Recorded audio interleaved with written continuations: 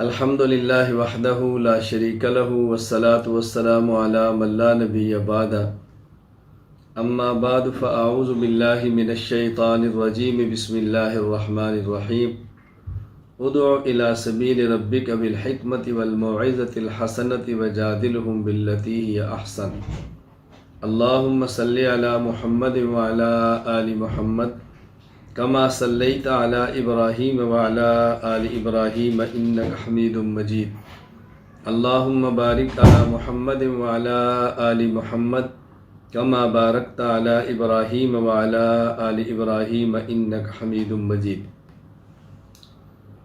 On line تخصص فی العقائد الاسلامیہ میں گزارش کی گئی تھی کہ اصول پڑھائے جائیں گے، عقائد پڑھائے جائیں گے، اہم اختلافی مسائل بتائے جائیں گے انشاءاللہ العزیز۔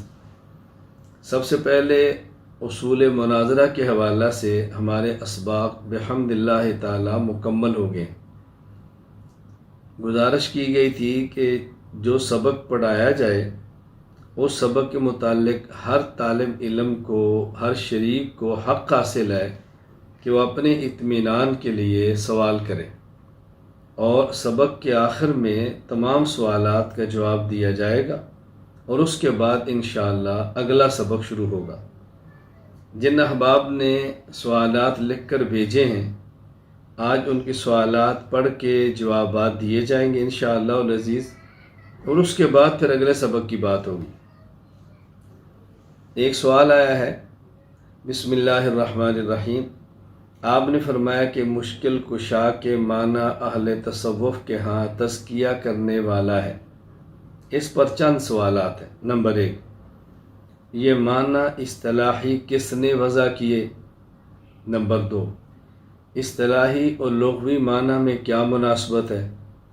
نمبر 3، کیا اس لفظ کو اپنی اصطلاحی معنی میں محل اعتراض کے علاوہ کسی اور مقام پر کسی اور متصوف نے استعمال کیا ہے؟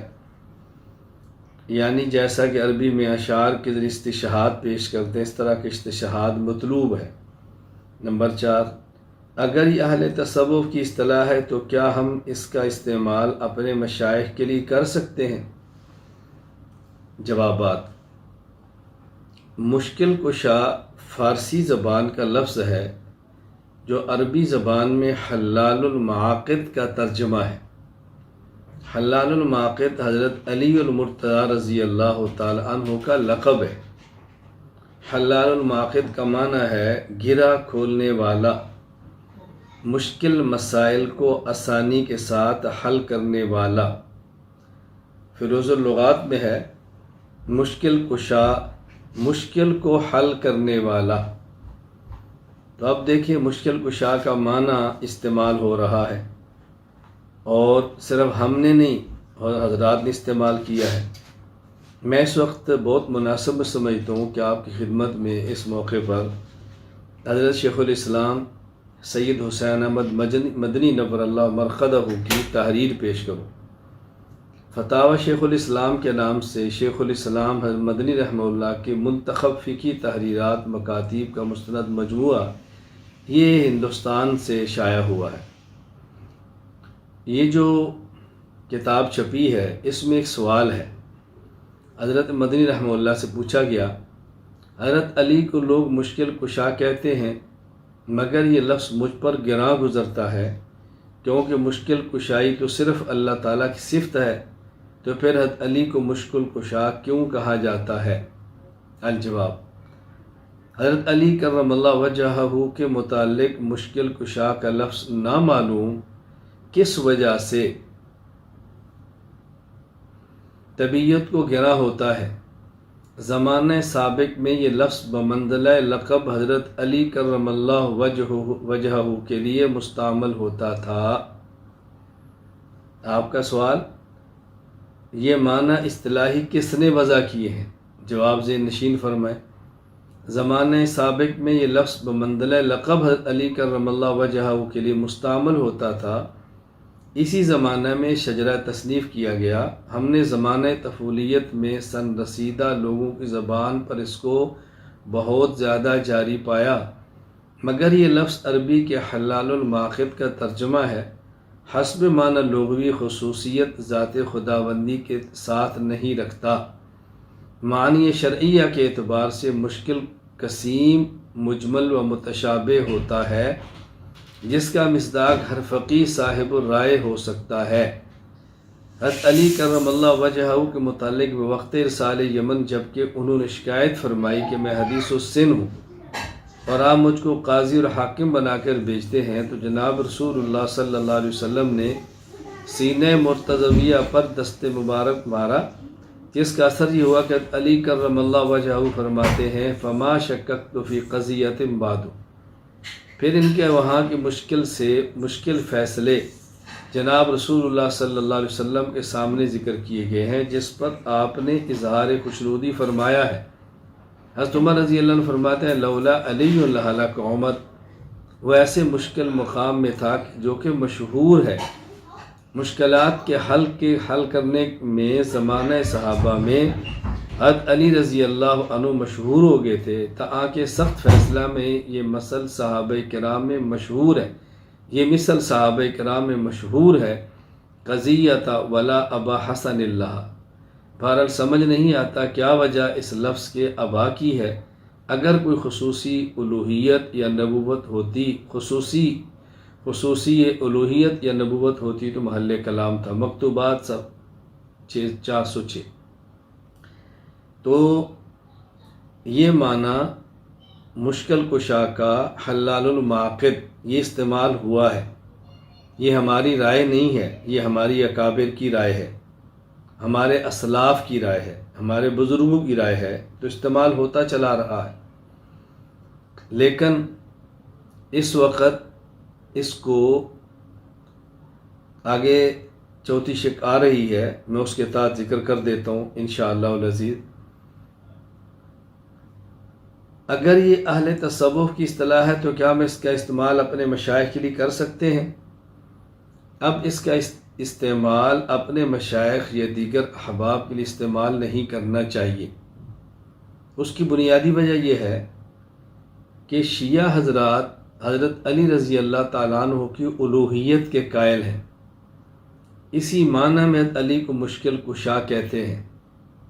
اسی کو رائج کرنے کے لیے انہوں نے اس کا بہت زیادہ تذکرہ کیا ہے، ہر شخص کی زبان پہ اس کو چڑھانے کی کوشش کی ہے۔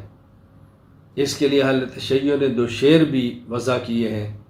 ناد علی مظہر العجائب تجد عون لک فی النوائب کل ہم وغم سینجلی بنبوتک یا محمد وبولیتک یا علی بنبوتک یا محمد وبولایتک یا علی۔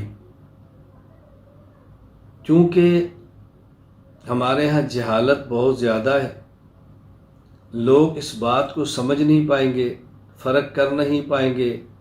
اہل باطل نے میڈیا کے زور پہ اپنے عقیدہ کو بہت زیادہ پھیلایا ہے، لہٰذا فی زمانہ ہمارے دور میں اس لفظ کو استعمال نہیں کرنا چاہیے۔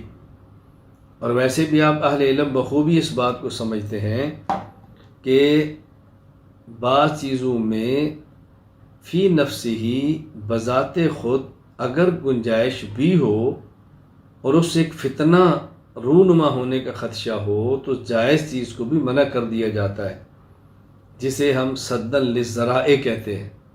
اس لیے اس کا استعمال اب ہرگز نہیں کرنا چاہیے۔ لغوی اور اصطلاحی معنی میں مناسبت بالکل واضح ہے کہ مشکل کشا کا لغوی معنی مشکل کو حل کرنے والا، حلال المعاقد، اور اصطلاحی معنی تزکیہ کرنے والا۔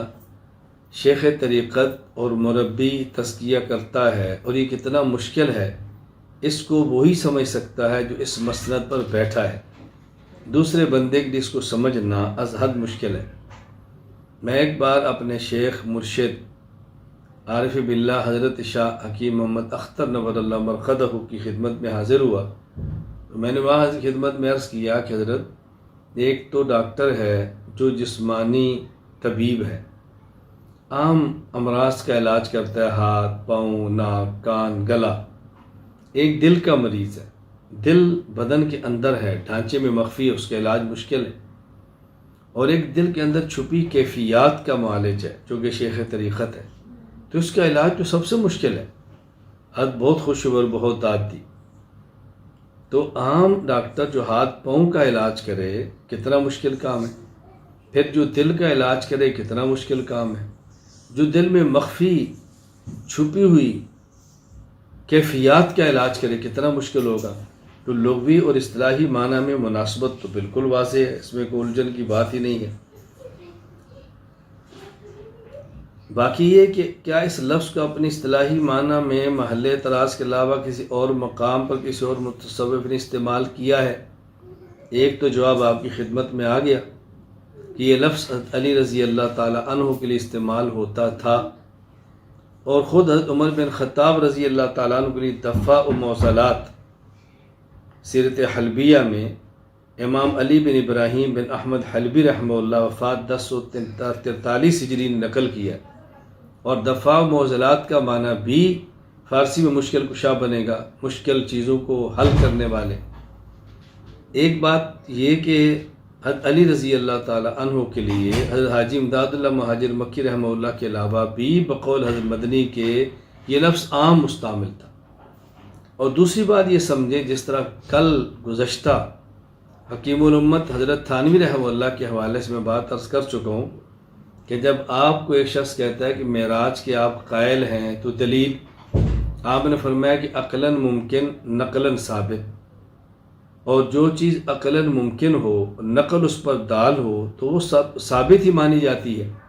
اس پر کہا جی کوئی نظیر، تو حضرت حکیم الامت تھانی فرمان لگے اگر ہر چیز کے لیے نظیر ضروری ہو تو جو نظیر دوں گا اس کے لیے بھی نظیر چاہیے، پھر اس کے وجود کے ثبوت کے لیے بھی نظیر چاہیے، تو کہیں جا کر تو آپ کو رکنا پڑے گا نا۔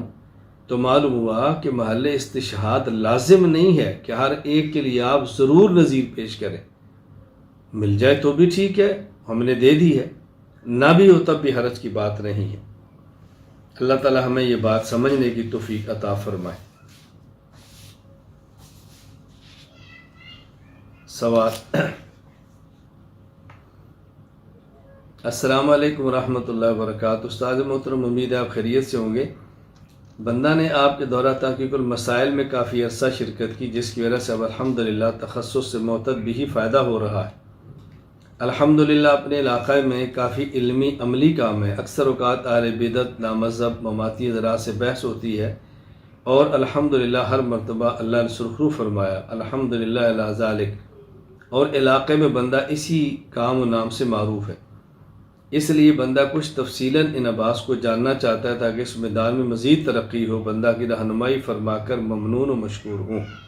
نمبر 1، مناظرہ میں دعویٰ جواب دعویٰ لکھنے میں تعبیر کیا اختیار کریں، کیسے کریں؟ نمبر 2، کیا جواب دعویٰ سے بڑا ہوتا ہے؟ نمبر 3، مناظرہ میں شرائط کیا طے کی جائیں، کیونکہ مختلف فرقے ہیں، ہر ایک سے شرائط الگ ہوں گی۔ بات اچھی طرح سمجھ لیں، یہ جو آپ نے پہلا سوال فرمایا ہے، مناظرہ میں جواب دعویٰ لکھنے میں تعبیر کیا اختیار کریں، اصل میں تو جب گفتگو ہو، کسی عنوان پر مناظرہ ہو تو موقع پر طے کیا جاتا ہے کہ تعبیر کیا ہو۔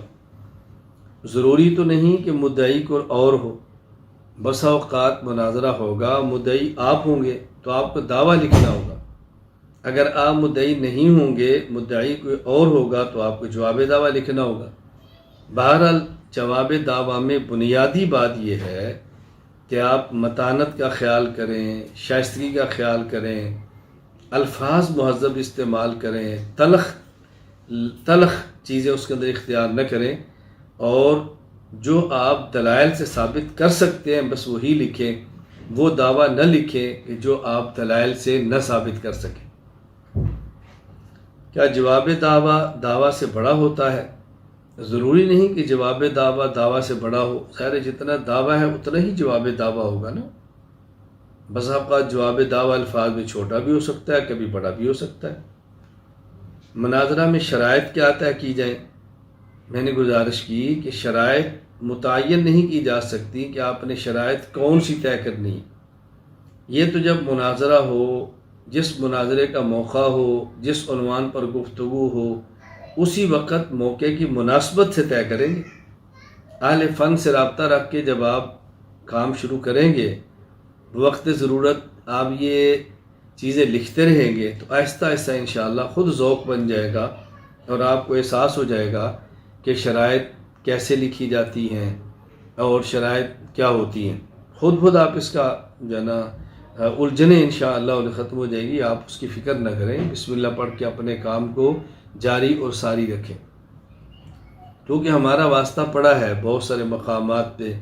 موقع کے مطابق شرائط کون سی لکھنی پڑتی ہیں، وہ موقع جب آئے تو پھر بات چلتی ہے۔ مثلا ایک بار غیر مقلدین کے ایک مناظر نے چیلنج کر دیا کہ فقہ حنفی قرآن و سنت کے خلاف ہے۔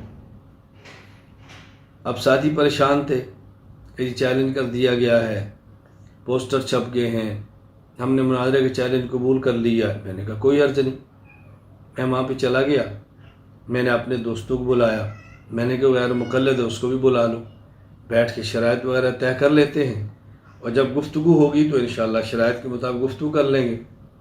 میں نے ان سے کہا کہ آپ ایسا کریں، آپ فقہ حنفی کے 10 مسائل ایسے لکھیں جو ہمارے ہاں مفتہ بہی ہوں، اور آپ نے یہ لکھنا ہے کہ فقہ حنفی کا یہ مسئلہ قرآن کریم کی فلاں آیت یا فلاں حدیث مرفوع صحیح غیر معارض کے خلاف ہے۔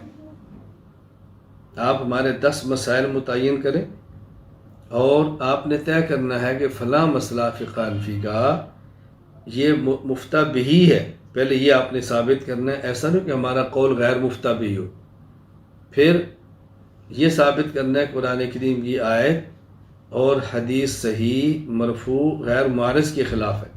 آپ 10 مسائل لکھ دیں، بسم اللہ پڑھیں۔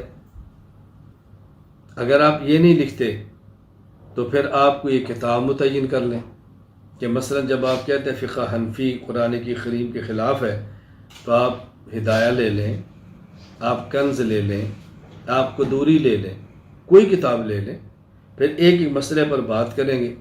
انشاءاللہ غیر مقلد آپ سے بات نہیں کر سکے گا۔ ایک بار ایک نوجوان میرے پاس آیا اور کہا جی غیر مقلدین بہشتی زیور پر بہت اعتراض کرتے ہیں۔ میں نے کہا کوئی حرج نہیں، آپ بہشتی زیور لاؤ، اور غیر مقلدین سے کوئی یہ بہشتی زیور ہے تو آپ کو پورے بہشتی زیور پر اعتراض ہے یا کچھ پر اعتراض ہے؟ بہشتی زیور کے پہلے مسئلے پر اعتراض کرنے کی بجائے وہ جو 10 صفحے بعد جاتا ہے تو اس کو بھی تم لکھ دو کہ بہشتی زیور کے پہلے 10 صفحات قرآن و سنت کے مطابق ہیں، 11 سے اوپر مجھے اشکال ہے۔ جب تم پہلے 10 ہی نہیں مانتے تو 11ویں پر کیسے آئے ہو؟ تو ایک ایک مسئلے پر بات کرو نا۔ انشاءاللہ العزیز آپ یہ طرز اختیار کریں، سوال ہی پیدا نہیں ہوتا غیر مقلد آپ سے بات کریں۔ آپ ان سے کہو بھی یہ بتاؤ کہ مسئلہ کون سا، یہ جو آپ نے پیش کیا کس حدیث کے مخالف ہے، وہ حدیث پیش کر دو تاکہ سمجھ آ جائے۔ ہمارے ہاں ایک مرتبہ تبلیغی جماعت سروزہ لگانے کے لیے غیر مقلدین کی مسجد میں آ گئی۔ اب جو غیر مقلد کی مسجد میں گئی تو جیسی ان کی عادت ہے حسب عادت ان نے جماعت کو پکڑ لیا اور کہا تم نماز کی دعوت دیتے ہو، نماز پہ بات کرتے ہو، لوگوں کی نمازیں ٹھیک کراتے ہو، تمہاری تو اپنی نماز غلط ہے، پہلے اپنی نمازیں ٹھیک کرو، اس کے بعد لوگوں کو نماز کی دعوت دو، پہلے خود مسنون نماز سیکھو پھر آگے بات کرو۔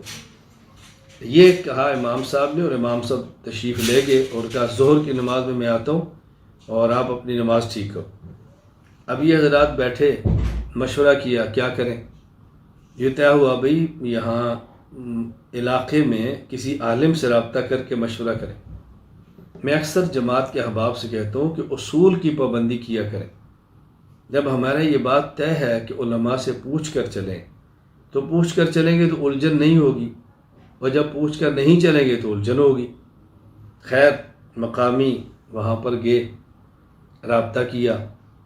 اب عالم ماشاءاللہ مستند بھی تھے، جید بھی تھے، اور وہ اس کام کو سمجھنے والے بھی تھے، انہوں نے جماعت سے کہا کیا امام نے آپ کو خود کہا ہے کہ میں نماز سکھاتا ہوں؟ کہا جی ہاں۔ کہا یہ تو مسئلہ ہی حل ہو گیا، آپ ایسا کریں آپس میں مشورے کے ساتھ ایک شخص کو متکلم بنا لیں اور اسے یہ بات سمجھائیں کہ وہ کاغذ اور قلم لے اور امام صاحب کے پاس پوری جماعت بیٹھے اور وہ متکلم بن کر بات کرے کہ دیکھیں امام صاحب، ہمیں تو نماز آپ نے فرمایا کہ سنت کے مطابق سیکھنی، ہم اس کے لیے تیار ہیں، ہمارے پاس تو بستر بھی اپنا ہے، کھانے کا سامان بھی ہے، اور الحمدللہ ہمارے پاس وقت بھی کھلا ہے، تو ہم آپ کے پاس ہی ٹھہرتے ہیں، کسی اور مسجد میں جانے کی بجائے پہلے اپنی نماز سیکھ لیتے ہیں پھر آگے چلیں گے۔ تو آپ ایسا کریں کہ ذرا ہمیں ایک مسئلہ لکھا دیں اور اس مسئلے پر بتا دیں کہ یہ حدیث ہے۔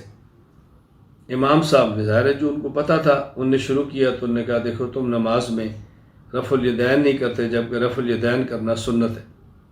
متکلم نے تو بات پوری کی، چونکہ وہ سمجھ کے آیا تھا، سیکھ کر آیا تھا۔ انہوں نے کہا امام صاحب دیکھیں، نماز جو شروع ہوتی ہے وہ رفع الیدین رکوع والے سے تو شروع نہیں ہوتی، نماز تو شروع ہوگی پاؤں کیسے رکھنے ہیں۔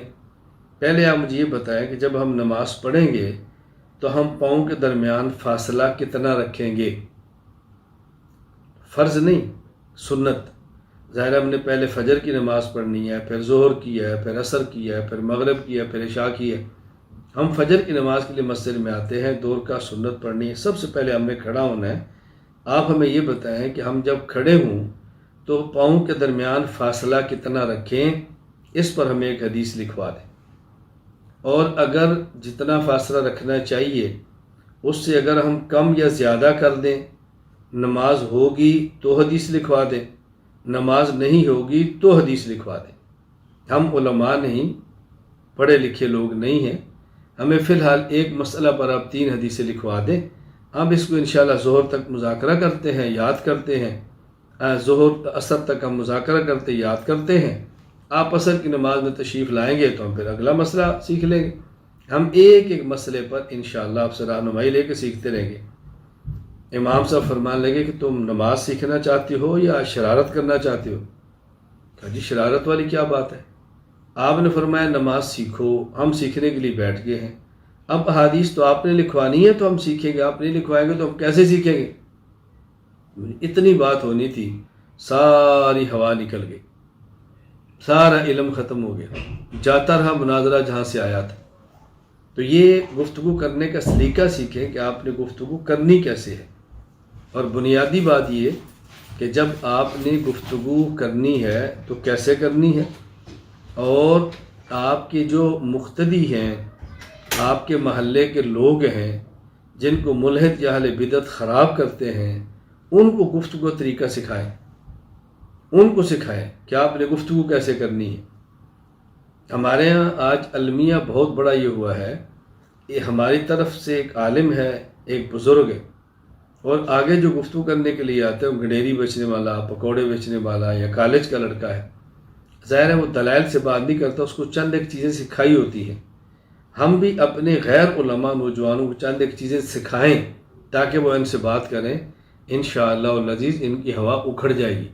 بس کام کرنے کا سلیقہ ہونا چاہیے کہ کام ہم نے کرنا کیسے ہے۔ بہرحال جیسا موقع ہو اس کے مطابق پھر دعویٰ اور جواب دعویٰ لکھا جاتا ہے، تو موقع دیکھیں پھر اس کے مطابق بات کریں۔ سوال: ایک آدمی سال ہا سال سے حدیث اور دیگر فنون پڑھا رہا ہے اور دوسرا آدمی کچھ سال پہلے فارغ ہو کر کسی جامعہ میں بعض کتابیں پڑھا رہا ہے، تو میرا سوال تھا اگر وہ دونوں کسی مسئلے پر مناظرہ کرنا چاہیں تو مناظرہ کر سکتے ہیں؟ اگر مناظرہ کر سکتا تو امر تقریبی کا اطلاق ان پر کیا جا سکتا ہے۔ میں نے یہ کہا تھا کہ مناظرہ اگر نظیرن سے بنا ہو تو اس کا معنی ہوتا ہے کہ مناظر آپس میں ہم پلہ ہوں۔ ینبغی للمناظرین ان یکون متساویین فی العلم، مناظر علم میں برابر ہوں، اور یہ جو برابر ہونا ہے میں نے کہا تھا کہ یہ امر تقریبی ہے، امر تحقیقی نہیں، یعنی دونوں عالم ہوں، دونوں حافظ ہوں، اپنے اپنے وفاق کا ان نے نصاب پڑھا ہو، یہ بات میں پہلے سمجھا چکا ہوں، تو یہاں بھی یہ معنی نہیں کہ ایک نے 10 سال پڑھایا تو دوسرے نے بھی 10 سال پڑھایا ہو۔ ایک کو اگر 7 قرات کے اندر قرآن آتا ہے تو دوسرے کو بھی 7 کے اندر آتا ہو، نہیں۔ میں نے عرض کی تھی کہ دونوں اپنے اپنے مسلک کے عالم ہوں، دونوں اپنے اپنے نصاب کے مطابق پڑھے لکھے ہوں، یہ معنی ہوتا ہے میرے تقریبی ہونے کا۔ یہ نہیں ہوتا کہ دونوں بالکل ایک جتنا پڑھے ہوں، یہ معنی ہرگز نہیں ہوتا۔ اس کو اچھی طرح ذہن نشین فرما لیں۔ سوال: کچھ ایسے لوگ جو آزاد خیالات کے دعوے کرتے ہیں وہ اعتراض کرتے ہیں کہ مناظرہ اس دور میں نہیں ہونا چاہیے۔ دوسرا، مناظرہ امت میں توڑ کا سبب اور بھائی چارہ کے خلاف ہے، اس کی وجہ سے باہمی نفرتیں پیدا ہوتی ہیں۔ تیسرا، آج کے ترقی کے دور میں مسلمان کافی پیچھے ہیں، اس کا سبب بھی یہی مناظرہ ہے۔ دیکھیں، جہاں تک یہ پہلی بات ہے کہ مناظرہ اس دور میں نہیں ہونا چاہیے، تو مناظرہ کس دور میں ہونا چاہیے؟ مناظرہ تو اس دور میں ہوتا ہے جس دور میں مناظرے کی ضرورت ہو۔ جب ضرورت ہی نہیں ہے تو پھر مناظرہ کیسے ہوگا؟ جب ہمارے آج کے دور میں باطل چیلنج کرے، باطل للکارے، باطل آپ کے عقیدے پر اعتراض کرے، تو جواب آپ نے آج کے دور میں دینا ہے نا۔ اس لیے اس دور کی ضرورت گزشتہ ادوار سے زیادہ ہے۔ مناظرہ اس دور میں بھی ہونا چاہیے، دلائل کے ساتھ ہو، اعتدال کے ساتھ ہو، اخلاص کے ساتھ ہو، نرمی کے ساتھ ہو، محبت کے ساتھ ہو، سمجھانے کی غرض کے ساتھ ہو، تو یہ تو اس دور میں بھی ہونا چاہیے۔ باقی یہ کہ مناظرہ امت میں توڑ کا سبب ہے، یہ بالکل غلط ہے۔ مناظرہ امت میں توڑ کا سبب ہرگز نہیں ہے۔ اصل میں جب لہجہ غلط ہوتا ہے تو پھر توڑ ہے، رویہ غلط ہوتا ہے تو پھر لڑائی ہے، بغیر نہ صرف مناظرہ سے امت میں توڑ کیسے ہوگا؟ مناظرہ کا مقصد تو احقاق حق ہے، ابطال باطل ہے، حق کو ثابت کرنا ہے، باطل کو دلائل سے غلط ثابت کرنا ہے، یہ مناظرے کا مقصد ہے۔ جب امت کے عقیدے ٹھیک ہوں گے تو امت میں جوڑ ہوگا، اور جب کچھ کے عقیدے ٹھیک اور کچھ کے خراب ہوں گے تو امت میں توڑ ہوگا۔ تو مناظرہ کا مقصد جب امت کا عقیدہ ٹھیک کرنا ہے تو اس امت میں جوڑ ہوگا، اس میں امت میں توڑ کیسے ہوگا؟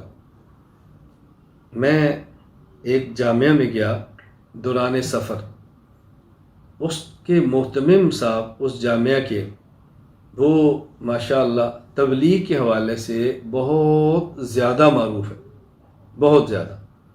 وہاں اساتذہ کرام تشریف فرما ہوئے تو مجھے انہوں نے کہا کچھ ہم آپ سے سوالات کرنا چاہتے ہیں۔ میں نے کہا شوق سے فرمائیں، شوق سے فرمائیں، آپ سوال کریں میں جواب دوں گا، لیکن جب آپ سوال کریں تو میں اس کو تنقید نہ سمجھوں، میں سمجھوں کہ آپ کوئی ضروری بات پوچھنا چاہ رہے ہیں، غلط فہمی دور کرنا چاہ رہے ہیں، اور جب میں جواب دوں تو آپ اس کو تنقید نہ سمجھیں، آپ بھی سمجھیں غلط فہمی دور کی جا رہی ہے۔ اب آپ پوچھیں۔ انہوں نے کہا جی مولانا دیکھیں، آپ کا کام ایسا ہے مناظرے والا کہ جس سے امت میں توڑ پیدا ہوتا ہے اور توڑ سے بچنا چاہیے۔ میں نے کہا معذرت کے ساتھ، دیکھیں آپ کا تعلق تبلیغی جماعت کے ساتھ ہے، میں احترام کرتا ہوں، عزت کرتا ہوں، قدر کی نگاہ سے دیکھتا ہوں، تبلیغ اور تبلیغی جماعت کی دل و جان سے تائید کرتا ہوں، آپ پر آنے والے شبہات کے جواب بھی دیتا ہوں، میں صرف سمجھانے کے لیے کہہ رہا ہوں۔ مجھے یہ بتائیں کہ آج تک کبھی کسی مسجد سے مجھے نکالا کسی نے؟ کہا جی نہیں۔ میں نے کہا کبھی مجھے کسی نے مارا ہے؟ کہا جی نہیں۔ میں نے کہا آپ کو مسجد سے بھی نکالتے ہیں، کئی بار جوتے مارنے تک نوبت آئی ہے، کبھی بستر اٹھا کے باہر پھینکنے تک نوبت آئی ہے، تو پھر میں نے کبھی کہا کہ آپ امت میں توڑ کا سبب ہے؟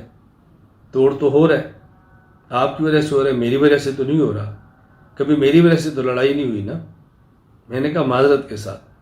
آپ نے فرمایا، میں اس لیے بات عرض کر رہا ہوں، آپ سوشل میڈیا دیکھ لیں یا آپ الیکٹرانک پرنٹ میڈیا جو بھی دیکھیں، مجھے بتائیں کہ آپ کے محترم صاحب کے خلاف زیادہ تنقید ہے یا میرے خلاف؟ کہا جی ہمارے کے خلاف۔ میں نے کہا تبلیغ سے تو وہ واسطہ ہے، میں تو نہیں ہوں، تو پھر آپ ان کو سمجھائیں بھی چھوڑ دیں اس کام کو، چونکہ آپ کے اوپر اعتراض ہو رہے ہیں۔ میں نے کہا پھر عجیب بات یہ ہے کہ آپ کے محترم صاحب کے خلاف باقاعدہ علماء حق کی کتابیں آئی ہیں، میرے خلاف تو کسی عالم حق کی کتابیں نہیں آئیں۔ تو متنازع آپ کے محترم صاحب ہیں یا میں ہوا؟ ان کے ساتھ آپ چل رہے ہیں، میرے اوپر کیا اشکال ہے؟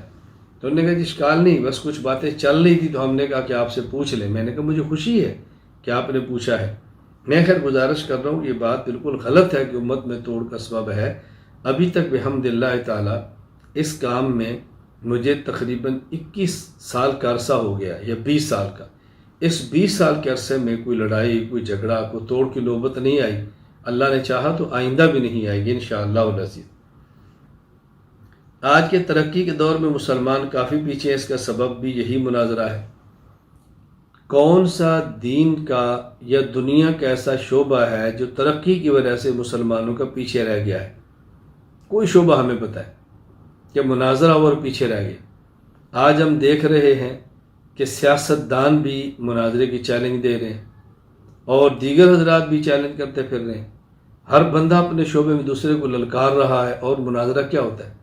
صرف دین حق کی مدد کے لیے مناظرہ کرنے کو بدنام کیا جا رہا ہے اور کچھ بھی نہیں۔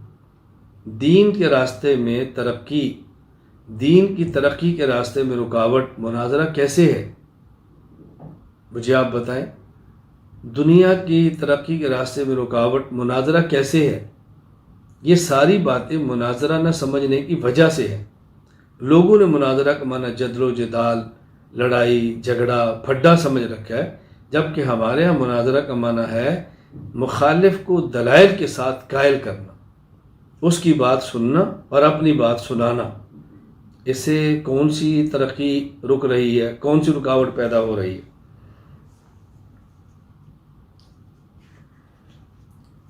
ایک سوال، کیا یہ سب اصول متفق علیہ ہیں تمام فرق کے درمیان؟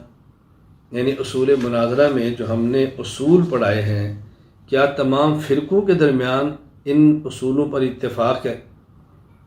دیکھو، جب آپ اصول تفسیر پڑھاتے ہیں، کبھی آپ نے نہیں پوچھا کہ اس پر سارے متفق ہیں۔ آپ حدیث پڑھاتے ہیں تو کبھی نہیں کہتے اس پر سارے متفق ہیں۔ اصول افتاء پڑھاتے ہیں تو کوئی نہیں پوچھتا اس پر سارے متفق ہیں۔ ایک اصول مناظرہ پر آپ الجھن ہے کہ اس پر سارے متفق ہیں۔ بھئی اگر سارے حق اور اہل باطل متفق ہو جائیں تو اختلاف کس بات کا رہ گیا؟ ہم نے تو اصولی بات کی ہے کہ جب کسی سے مناظرہ کرنا چاہیں تو ان اصولوں کی روشنی میں کریں، اصولوں کی پابندی کروائیں، اصولوں کے دائرے میں رہ کر کریں جو کرنا چاہتا ہے۔ کوئی نہیں کرنا چاہتا تو نہ کرے، پھڈے سے بچیں، شرارت سے بچیں، فطرے سے بچیں، اصول کے دائرے میں رہ کر کام کریں گے تو آسانی ہوگی۔ اس فن کی معتبر کتب، مشہور علماء اور فن کی مختصر تاریخ بتا دیں۔ دیکھیے، اس فن میں چند ایک کتب ہیں۔ الرسالہ فی المناظرہ، امام یوسف بن ابی بکر بن محمد، وفات 626 ہجری۔ آداب البحث والمناظرہ، امام محمد بن اشرف السمرقندی، وفات 690 ہجری۔ الشریفیہ فی المناظرہ، میر سید شریف علی بن محمد بن علی جرجانی، وفات سن 816 ہجری۔ الحاشیۃ اللکھنویہ علی الرشیدیہ، علامہ عبد الحی بن عبد الحلیم لکھنوی، وفات 1304 ہجری۔ الہدیۃ المختاریہ، علامہ عبد الحی بن عبد الحلیم لکھنوی، وفات 1304 ہجری۔ اور ہماری اپنی تفسیر اصول مناظرہ۔ مشہور علماء، امام اعظم ابو حنیفہ نعمان بن ثابت، وفات 150 ہجری۔ امام محمد بن ادریس شافعی، وفات 204 ہجری۔ علامہ سعد الدین مسعود بن عمر تفتازانی، وفات سن 792 ہجری۔ مولانا محمد قاسم ننوتوی، وفات 1297 ہجری۔ مولانا عبدالشکور لکھنوی، وفات 1381 ہجری، رحمہم اللہ تعالی۔ اور ہمارے ماضی قریب کے بہت جید علماء تھے، حضرت علامہ ڈاکٹر خالد محمود رحمہ اللہ تعالی، گزشتہ سال ان کا انتقال ہوا ہے، 1441 ہجری۔ حضرت رئیس المناظرین حجت اللہ فی الارض مولانا محمد امین اکاڑوی نور اللہ مرقدہ، ان کا انتقال تقریباً آج سے کوئی 20 سال پہلے ہوا ہے۔ اس فن کے بے تاج بادشاہ تھے، اس فن کے بے مثال عالم تھے۔ حضرت اکاڑی رحمہ اللہ کو سنا کریں، تحریرات پڑھا کریں، انشاءاللہ فن میں آپ کو دلچسپی ہوگی۔ تاریخ کسی مسئلہ پر فریقین کا گفتگو کرنا، دلائل کا تبادلہ کرنا، یہ قدیم ہے۔ اسے مستقل فن کی صورت میں 6 صدی ہجری میں مدون کیا گیا، جس کے لیے شیخ رکن الدین ابو حامد محمد بن محمد وفات 615 ہجری کتاب تصنیف فرمائی، الارشاد فی الجدل والخلاف، الارشاد فی الجدل والخلاف۔ اس کے بعد پھر علماء نے سلمان پہ قلم اٹھایا اور فن کو ترقی دی۔ جن حضرات نے ترقی دی اس میں بطور خاص امام فخر الدین رازی، امام نصفی وغیرہ شامل ہیں۔ جو اصول آپ نے پڑھائے یہ کون سی کتب سے مستفاد ہیں؟ جو اصول ہم نے پڑھائے اور آپ کی خدمت میں پیش کیے، الرشیدیہ اور دیگر متفرق کتب سے ان کو لیا گیا، لیکن کتب سے زیادہ ان میں میرے تجربات کو دخل ہے، جس کو ہم نے فائل کا حصہ بنایا ہے۔ میرے اپنے تجربات ہیں۔ میں نے گزارش کی کہ جب سے اس میدان کے اندر میں اترا ہوں، تقریباً 20 سال کا عرصہ گزر گیا ہے، تقریباً 20 سال کا باضابطہ اس میدان کے اندر جو اترا ہوں، باضابطہ 20 سال کا عرصہ گزرا ہے۔ پہلے دن سے ایک پلان یہ تھا کہ میں یا معاون بنوں گا یا صدر بنوں گا، شرائط لکھ کے دوں گا، باضابطہ مناظر نہیں بنوں گا۔ اس کی وجہ کہ ہم نے اس میدان میں مناظر تیار کرنے تھے۔ میں ہی مناظر بن کے گفتگو کرتا تو ہمیشہ یہی الجھن ہوتی کہ فلاں بندہ ہے یا نہیں۔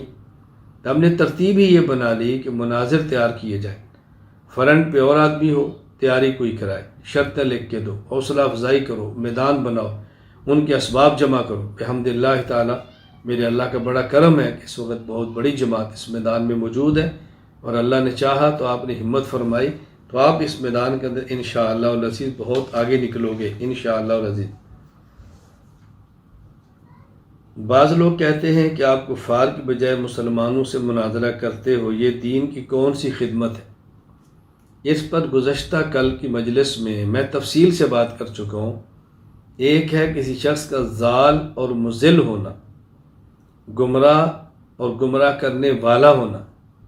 ایک ہے کہ شخص کا ضار اور مضر ہونا، یعنی کوئی شخص نقصان دہ کتنا ہے۔ کفر اور بدعت یہ مسئلہ ہے ضلالت کا۔ بدعت چھوٹی ضلالت ہے، گمراہی، کفر بڑی ضلالت اور بڑی گمراہی ہے۔ لیکن ایک ہے کہ نقصان دہ چھوٹا کون ہے اور بڑا کون ہے۔ بسا اوقات غیر مسلم دین کے لیے اتنا مضر اور نقصان دہ نہیں ہوتا جتنا ملحد اور بدعتی ایک مسلمان نقصان دہ ہوتا ہے۔ تو ظاہر ہے پھر تردید اسی کی کرنی پڑتی ہے۔ ہمارے اکابر رحمہم اللہ تعالیٰ نے اس میدان میں اپنا قلم چلایا ہے، اپنی زبان چلائی ہے، اس عنوان پہ کھل کے لکھا ہے ہمارے اکابر نے۔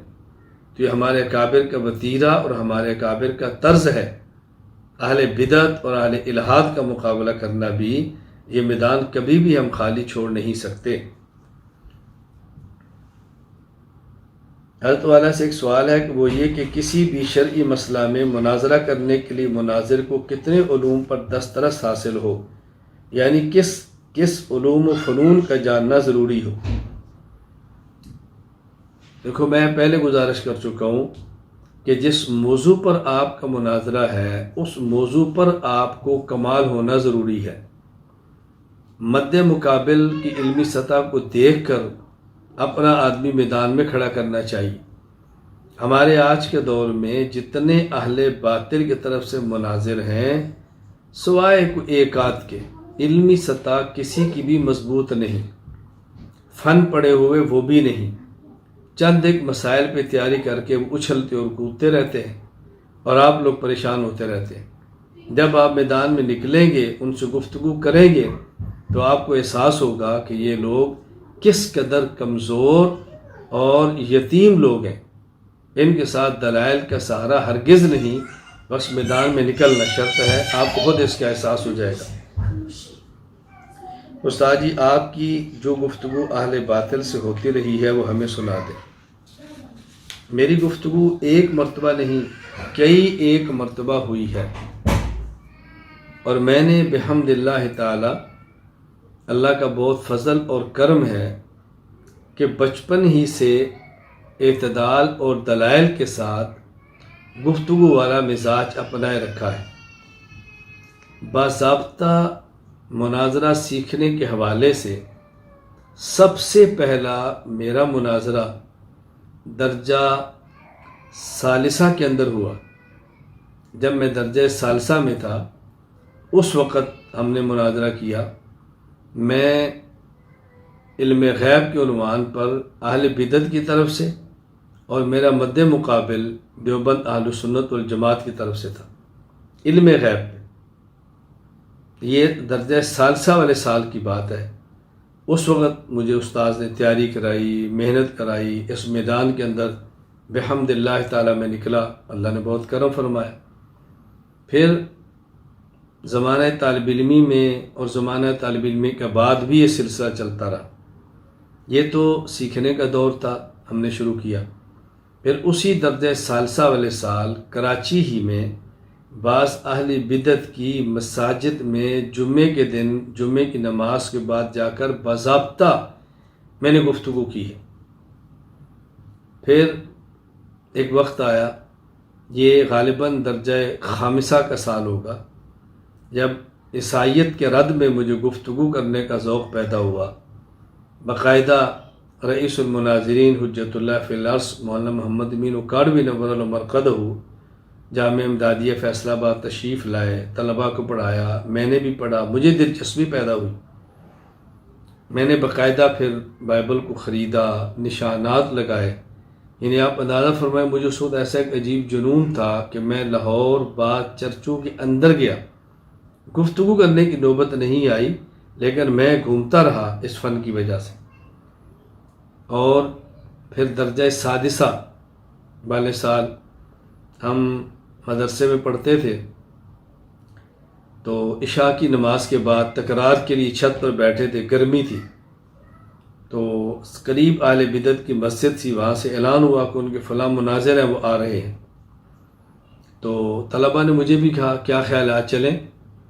میں نے کہا دیکھ لو، اگر آپ کہتے ہو تو چلتے ہیں، مدرسے کی طرف پابندی کا آپ کو پتہ ہی ہے، کہا نہیں چلنا چاہیے۔ خیر طالب علمی کا زمانہ تھا، ہم نکل گئے۔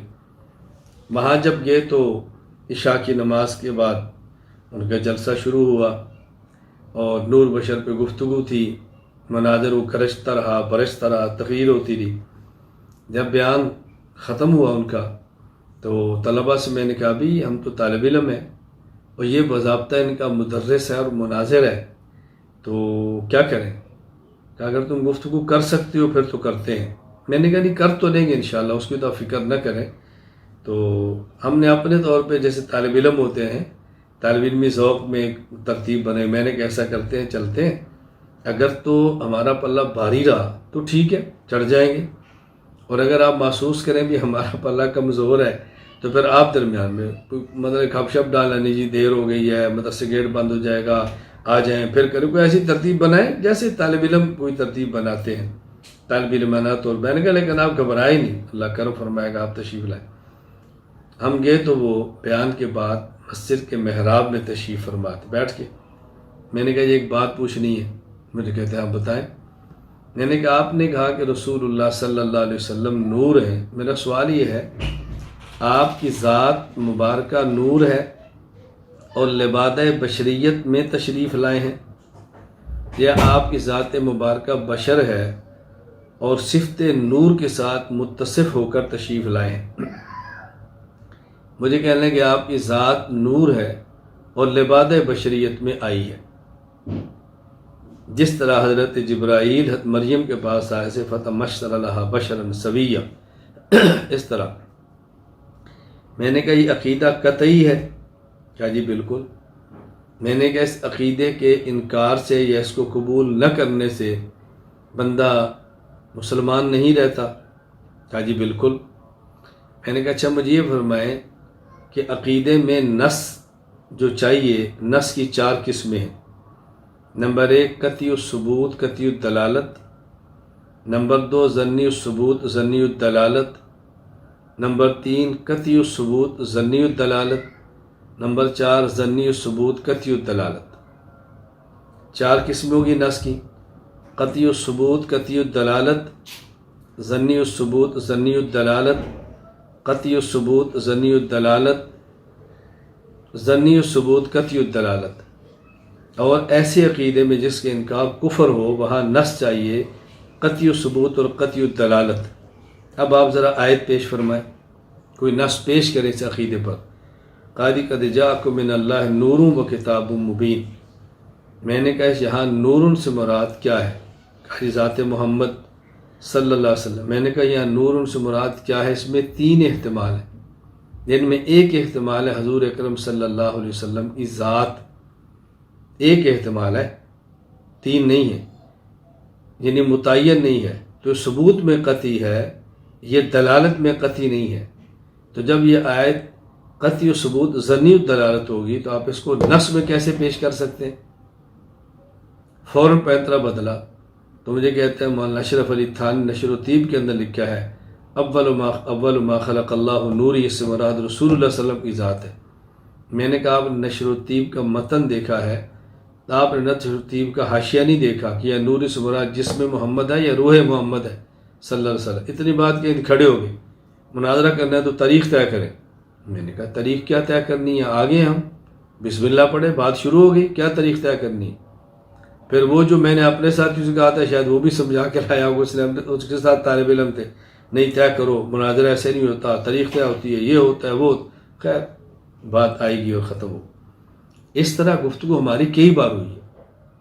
ایک بار گفتگو ایک ایسے شخص سے ہوئی جو میں یہ تو نہیں کہہ سکتا رافضی تھا، بہر اعتراض اس کا رافضیوں کا تھا۔ کہنے لگا یہ بتائیں کہ جب 2 شخصوں میں لڑائی ہوتی ہے تو ایک حق پر ہوتا ہے تو ایک باطل پر ہوتا ہے، یہ بات تو ہے نا؟ میں نے کہا ضروری نہیں ہے ایک حق پر ہو ایک باطل پر ہو۔ کہتا جی کیسے ہو سکتا ہے کہ 2 شخصوں میں لڑائی ہو اور دونوں حق پر ہوں، باطل پر کوئی بھی نہ ہو؟ میں سمجھتا تھا کہ اس نے اگر میں کہہ دیتا ایک باطل پر ہے تو اس نے کہنا تھا علی اور امیر معاویہ رضی اللہ عنہما میں سے حق پر کون ہے باطل پر کون ہے، میں سمجھ رہا تھا۔ میں نے کہا جب 2 شخصوں میں جھگڑا ہو تو ایک حق پر ایک باطل پر ہوتا ہے، یہ ضروری ہے؟ کہتا جی ہاں۔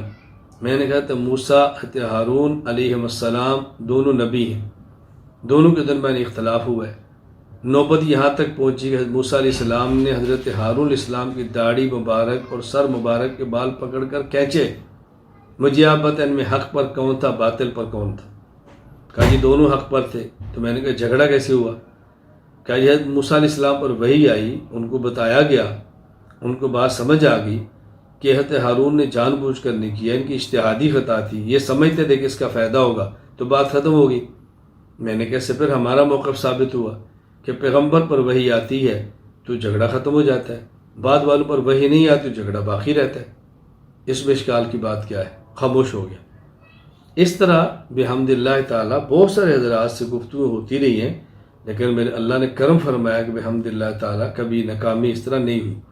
اللہ تعالیٰ مجھے بھی اور آپ کو بھی اعتدال کے ساتھ، اخلاص کے ساتھ، دلائل کے ساتھ اکابر کے مسلک کو ان کے منہج کے مطابق لے کر چلنے کی توفیق عطا فرمائے۔ وآخر دعوانا ان الحمد للہ رب العالمین۔ 2-3 باتیں سماعت فرما لیں اور اس کے بعد پھر آپ کو موقع دیں گے انشاءاللہ گفتگو کرنے کا۔ ایک بات تو یہ کہ انشاءاللہ العزیز بدھ کے روز آپ کو اصول مناظرہ کا پرچہ مل جائے گا، آپ نے حل کر کے جمعرات کو واپس کرنا ہے، اس کی ترتیب آپ کو سمجھا دی جائے گی، بھئی یہ پرچہ ہے اور یہ حل ہے، دیانت سے کام لینا ہے، پہلے یاد کر لیں وقت آپ کو دیا جا رہا ہے۔ دیکھیں آج اتوار ہے، پیر، منگل اور بدھ 3 دن موجود ہیں، اچھی طرح اس فائل کو تیار کر لیں، اسی فائل سے سوال ہوں گے، باہر سے سوالات نہیں ہوں گے۔ بدھ کو پرچہ ملے گا، آپ نے حل کر کے جمعرات کو واپس کر دینا، فائل کو دیکھ کر نہیں لکھنا، کیونکہ میں نے گزارش کی تھی ہماری ترتیب ہی ہوگی اصول مناظرہ مکمل، اس کا امتحان نمبر لگ جائیں گے، پھر اصول اس پر نمبر لگ جائیں گے، پھر اصول اس پر نمبر لگ جائیں گے، جو پڑھایا جائے گا اس کا امتحان ہوگا، سال کے آخر میں ان کے نمبر اکٹھے کر کے سند دی جائے گی، سند نمبرات کی بنیاد پر ملنی ہے، اس کو ذہن نشین فرما لیں انشاءاللہ العزیز، تو اس کا اہتمام کریں۔ باقی انشاءاللہ ہفتے کے دن اللہ چاہے گا تو اگلے اصول پر بھی سبق ہوگا، مزید اسباق بھی ہوں گے۔